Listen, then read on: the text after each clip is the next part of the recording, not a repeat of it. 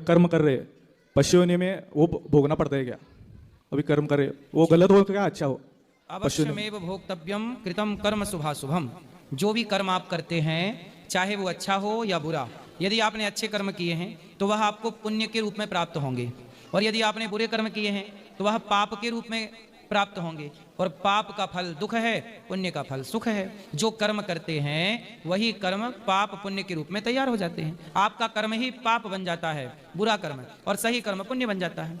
जैसे आपने किसी को रोटी दे दी, भोजन करा दिया, वो कर्म पुण्य हो गया, और किसी से रोटी छीन ली, वो कर्म पाप हो गया, होगी तब फिर नहीं भोगना पड़ेगा। और हम भगवान के अंश है, और भगवान हमको अलग क्यों किया उनसे? जैसे गंगा है, आपके घर में गंगा जल है कि नहीं है? तो गंगा तो एक है, बहती हुई गंगा, लेकिन सब लोगों ने थोड़ा थोड़ा पानी, एक एक कैन, एक एक लीटर, क्या गंगा वो गंगा है कि गंगा का अंश है? गंगा है। गंगा तो फिर हरिद्वार में फिर क्या है? यदि वो गंगा है, वो गंगा का क्या है? अंश है। जो आपके घर में गंगा जल है उसमें यदि कुत्ता मुंह डाल दे, सुअर मुंह डाल दे, तो वो गंगा जल अशुद्ध हो जाएगा। लेकिन बहती गंगा में तो खूब सुअर नहा रहे होंगे, खूब लौट रहे होंगे, तो वो बहता हुआ पानी तो अशुद्ध नहीं होता।